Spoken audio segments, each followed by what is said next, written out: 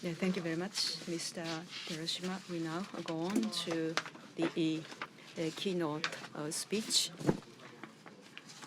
シンポジウムのために遠路はるばる And we are very pleased and honored to have today's keynote speaker, Admiral Dennis Blair, Chairman and CEO of the Sasakawa Peace Foundation of the USA, who has come to Japan all the way from the United States this time.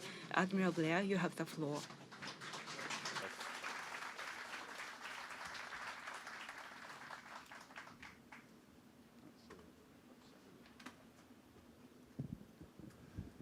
Well, thank you very much, and good morning. Thank you to OPRI and the Japanese Maritime Self-Defense Force for sponsoring this symposium.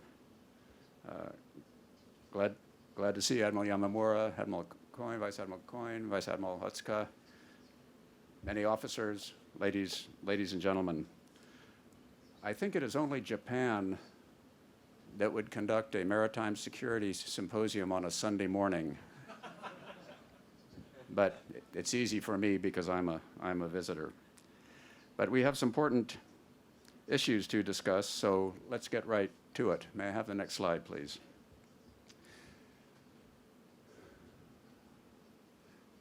The nature of maritime security, which is our subject this morning, derives from the strategic dimensions, the characteristics of the world's oceans.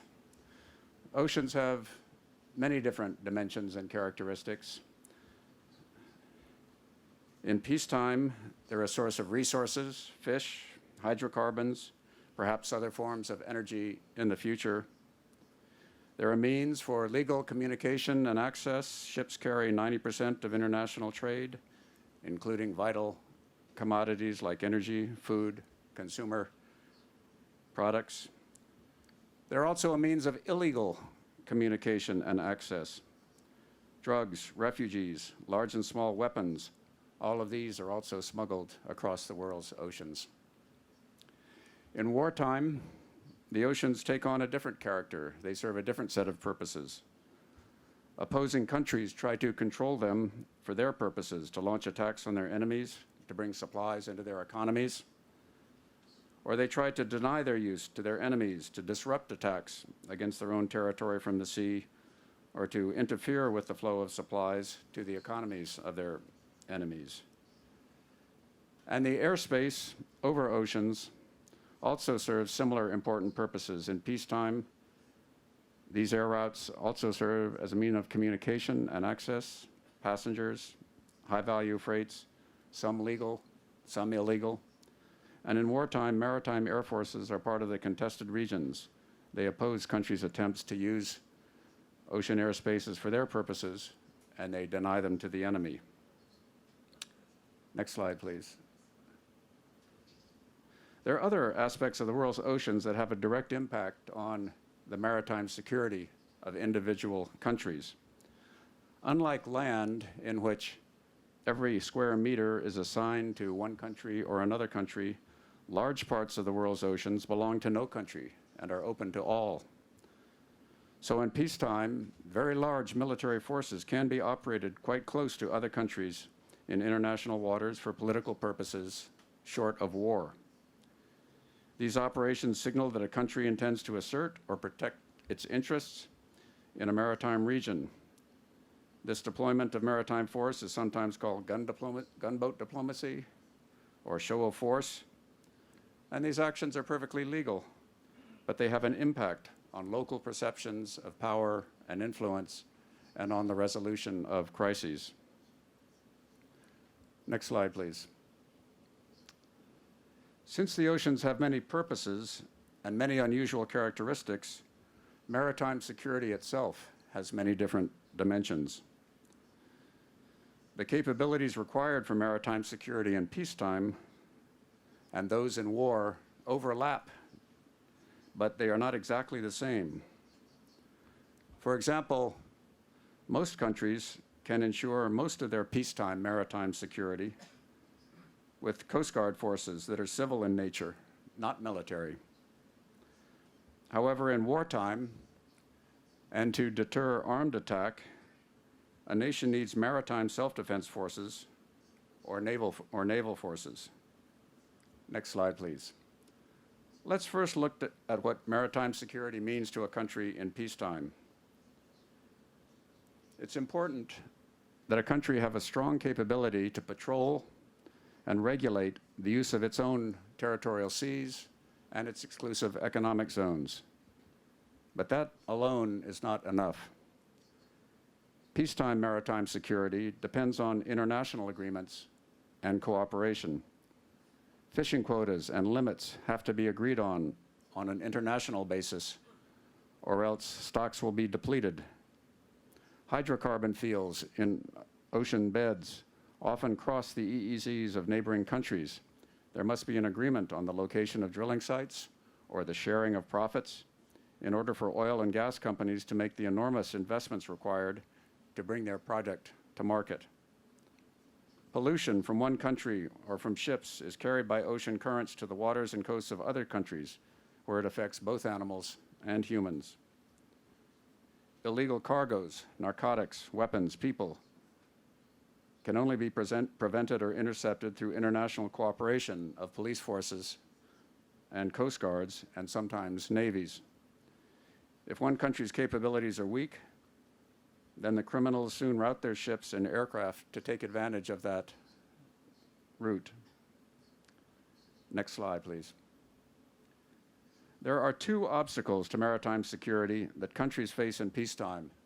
One is capacity, and the other are territorial disputes. First, capacity. There are many countries with very large maritime responsibilities that are simply too poor to enforce regulations. This is especially true in the broad ocean areas of the Southwest Pacific, where island nations such as Fiji, Kiribati, Samoa, even the Philippines, have little knowledge of what is going on in their territorial seas or their EEZs. And even if they have knowledge, they have little capability to regulate the activity there. For maritime nations like Japan and the United States, this lack of capacity is damaging to our maritime security.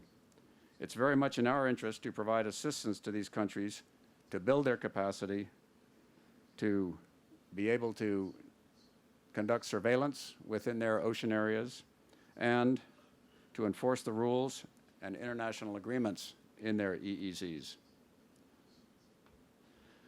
The second obstacle during peacetime is territorial disputes between different countries. When maritime areas are under dispute, there's little chance of cooperative activities to their mutual advantage. Rather, the activities in the disputed areas are all competitive. Coast Guard patrols look for their competitors' Coast Guard vessels rather than cooperating to arrest poachers. Fishing fleets are directed to areas to score political points rather than catching fish. Well drilling for oil or gas is politically cited rather than for geological or business reasons. There's not too much that Japan and the United States can do to affect these situations that don't involve our countries, except patient diplomacy to reach agreements that will allow maritime nations to improve their security together.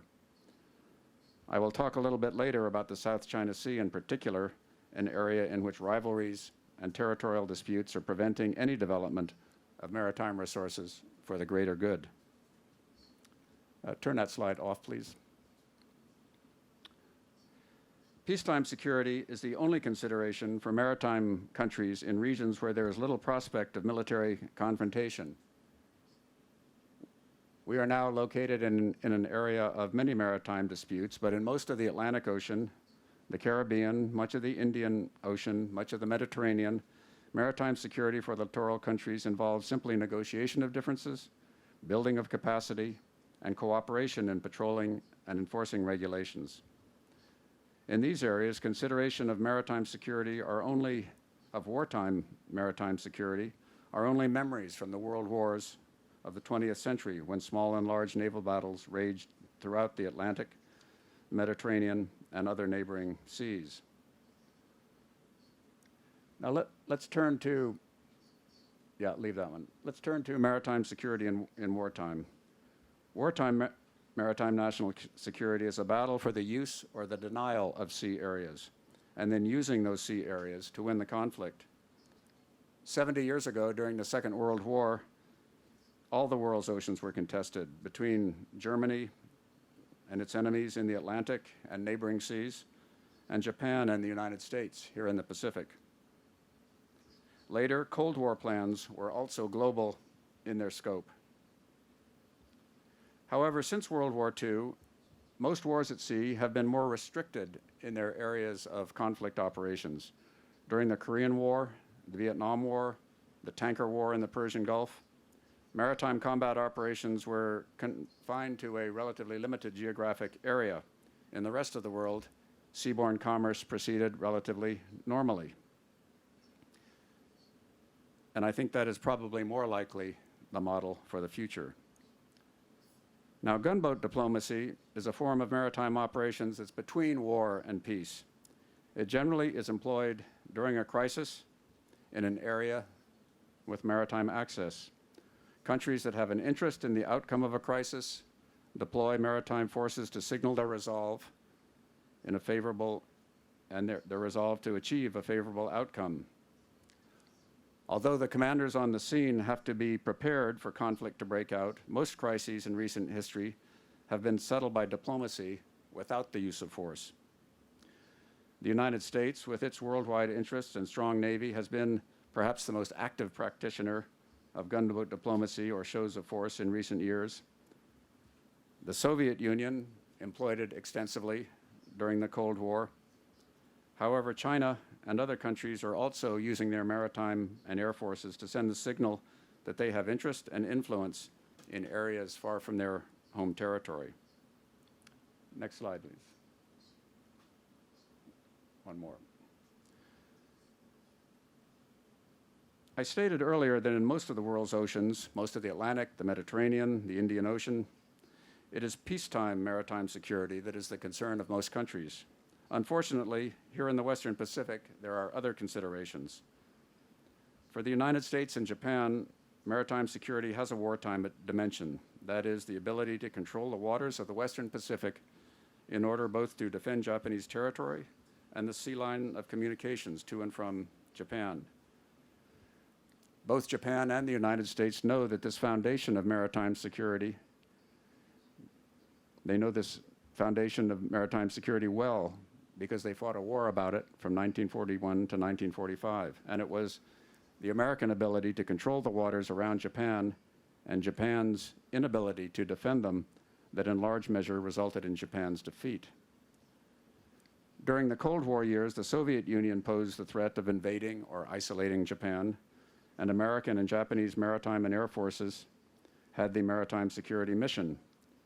When I was the commanding officer of a guided missile destroyer stationed close by here in Yokosuka in the 1980s, my crew and I were continually practicing the intercepts of Soviet aircraft and submarines, which were the main threat to Japan's maritime security and America's maritime interests. Had the Cold War become a hot war, the maritime campaign here in the Pacific would have been violent. The armed forces of the United States and Japan would have taken damage and losses. However, the Soviet Union would not have been able to isolate Japan. Therefore, there was an underlying deterrent to Soviet aggression in the region. Now, the situation today with China is quite different. Both the United States and Japan have strong and deep economic relations with China, including mutually beneficial trade and investment in one another's economies. Although China's governance model is very different from the United States and Japan, and nationalism is a very powerful factor in China, there is not the worldwide ideological rivalry that impelled the Cold War. However, there are local security issues in East Asia. Taiwan is one. China maintains the right to use force to take over what it regards as an errant province. The United States has guaranteed that Taiwan's future will be decided peacefully.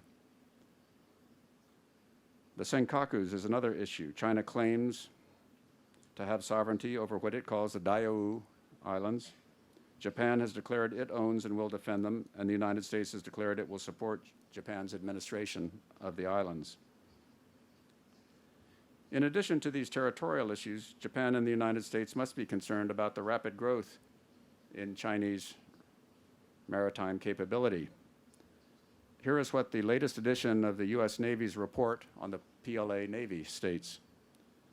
Since 2009, the People's Liberation Army Navy has made significant strides in operationalizing as well as modernizing its force.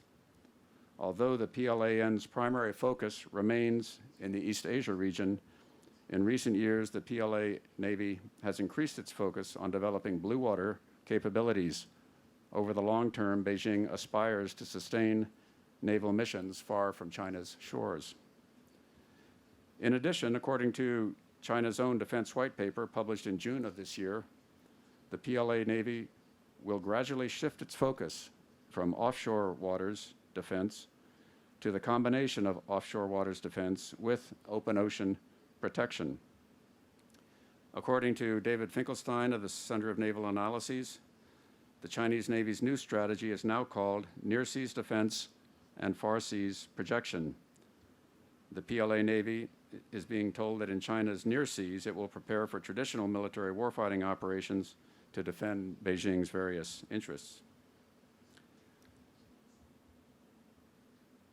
In face of these developments, for Japan to be confident in its national maritime security and for the United States to be confident of its security position in the region, both countries together need to have the military capability to maintain sea control of important areas in East Asia against Chinese challenge. So long as they maintain that capability, there is strong incentive for China not to engage in coercion or aggression, and cooperation in such areas as trade and investment, pollution abatement, energy, and disaster relief can take place. Right now, the United States and Japan have sufficient capability so that any overt Chinese military aggression would be very high risk. But for almost 20 years, China has been building its maritime and air forces, and they are now formidable. Even so, in the event of a showdown, it would be a tough fight with losses on both sides, but the maritime and air forces of the United States and Japan can defeat a Chinese challenge to that control. To maintain that advantage, both of our countries need to continue to invest in and modernize our forces, air and maritime. Next slide. Professional naval and air officers do not worry about the maritime naval activities of potential foes during peacetime. They know that any country can sail ships or fly airplanes close to the coast of other countries. They know that the important consideration is the capabilities of air and naval forces under wartime conditions, not where they happen to be located in peacetime. However, when the maritime forces of a growing power show up in new places, it always causes a stir. When Chinese ships sail through Japanese international straits in the Ryukyus, or through American international straits in the Aleutians, they're perfectly within their rights under the UN Convention on the Law of the Sea. And these actions have no wartime significance. If the Chinese ships followed the same tracks in time of conflict, they would be sunk. However, the political impact of these actions is significant. They give the impression of growing Chinese power projection capability, of Chinese hostility and challenge to the established order. And unless there is some response by the United States and Japan, the impression can be created that the fundamental maritime security balance has shifted. The response can take different forms. Japanese and American forces can shadow the Chinese forces, demonstrating that they are vulnerable. The United States and Japan conduct exercises that clearly demonstrate their ability to control important maritime areas. So whether it's the South China Sea, the East China Sea, or the Bering Sea, American and Japanese forces need to detect, track, and observe Chinese maneuvers in order to let both the Chinese and their own publics know that they are alert, ready, and capable of handling a challenge. When there is a crisis, shows of force and gunboat diplomacy become more urgent. The most important recent example in this part of the world was in 1996 over events in Taiwan. China conducted amphibious landing exercises opposite Taiwan, and it fired surface-to-surface missiles both north and south of the area. The United States sent 2 aircraft carriers to the region, and a diplomatic solution was negotiated. One can imagine similar situations happening again in Taiwan or around the Senkakus or in the South China Sea. The United States and Japan need to have the capability to respond quickly to crisis situations with shows of force that provide the foundation for diplomatic negotiations that can bring the crises to an end. Next slide, please. Finally, let me turn to the maritime situation in the South China Sea. It is in this region that many of these issues of maritime security are very important and in the headlines right now. As I stated earlier, around Taiwan and in the East China Sea, the United States and its friends and allies have been able to establish policies and deploy military capability to achieve a relatively stable political military situation. There still are occasional rises in tension. There are individual incidents. However, they do not raise considerations of major escalation and conflict. Major aggression is very high risk for China. This same stability has not yet been achieved in the South China Sea for a number of reasons. First, China is taking very aggressive administrative and public diplomacy moves to establish a plausible basis for its claim.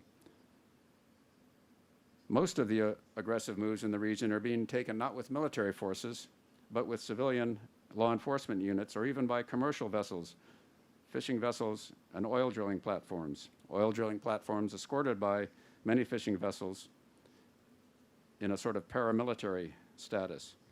Now, this combination of civilian and paramilitary forces, along with traditional gunboat diplomacy, is called gray area operations. It's a new combination of maritime aggression, which we are seeing in this area. The final factor, which is most important, is that the claimant countries are much weaker than China individually, and they are divided among themselves. However, events in the South China Sea have serious implications for the maritime security of both the United States and Japan. China is challenging the concept of freedom of navigation as set forth in the UN Convention on the Law of the Sea. Although China has not made clear the significance of its 9-line claims, at a minimum, it would give China an EEZ encompassing the entire South China Sea. And China's claims for the rights of a littoral country within an EEZ are very broad. It claims the right to deny military surveillance flights and surface ship operations. It claims the right to prior approval for military exercises.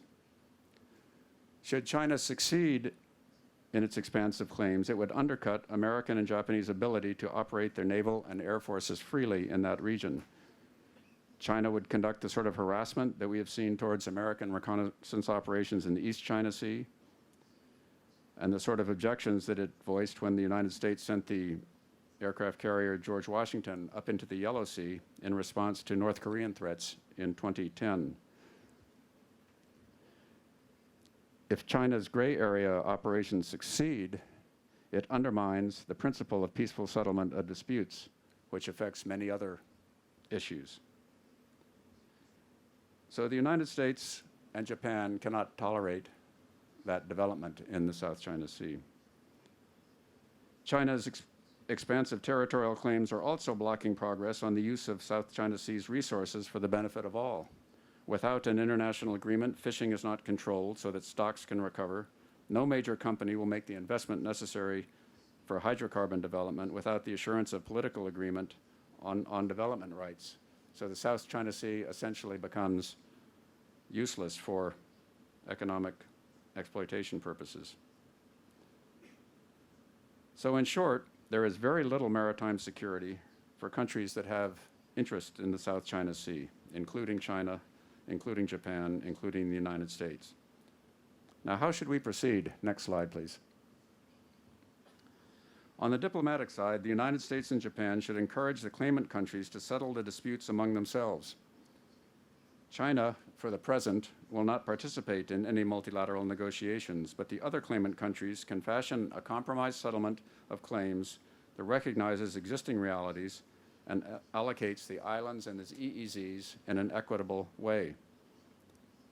Once there is a realistic international plan for sovereignty in the region, the United States, Japan, other seafaring countries will have a realistic basis for supporting some claims and rejecting others. Right now, we say that we take no position on the conflicting claims, and we're in a very weak position when aggression occurs. The United States and Japan can then provide specific assistance to claimant countries like the Philippines and Vietnam to help them develop and protect the islands that we recognize as theirs. Much of this assistance will not be military, but must be provided by Coast Guards or other forms of civilian government assistance. And in addition, such a plan will provide a basis for reaching international agreements on maritime resources, fishing and hydrocarbons especially. On the military side, in order to maintain freedom of navigation and access, the United States needs to operate their naval and air forces in the region in strength and frequently enough to demonstrate their intention and capability to use international waters. These operations can be conducted unilaterally by Japan or the United States, but should also include combined exercises. And finally, in their equipment, doctrine, and training, the armed forces of the United States and the self-defense forces of Japan must be completely interoperable so that their operations together are seamless and efficient. The new bilateral defense guidelines provide the authority for this development, and it's up to the defense leadership of both countries to follow through with interoperable acquisitions, combined planning, and realistic training and exercises. Maritime security for seafaring nations like the United States and Japan is complex. It is multi-layered. It ranges from purely civilian considerations through military plans and considerations. And China's recent development of seagoing capabilities poses challenges to the maritime security of both of our countries. Next slide, please. I've discussed many specific issues in which the United States and Japan must oppose China to protect our maritime security. However, we should not lose sight of the final goal, which is cooperation of seafaring nations for maritime security. The goal we seek in Asia is that all nations will consider their coasts and their sea lines of communications to be safe. The goal we seek is cooperative agreements to develop maritime resources in an equitable manner and to cooperate on suppressing maritime threats, whether those threats are seaborne pollution, or the movement by sea of narcotics, smuggling, or people trafficking. And when Asia can achieve this maritime security for all, it will be of the greatest benefit to all of the countries. I thank you for your attention, and I look forward to the discussion. Thank you.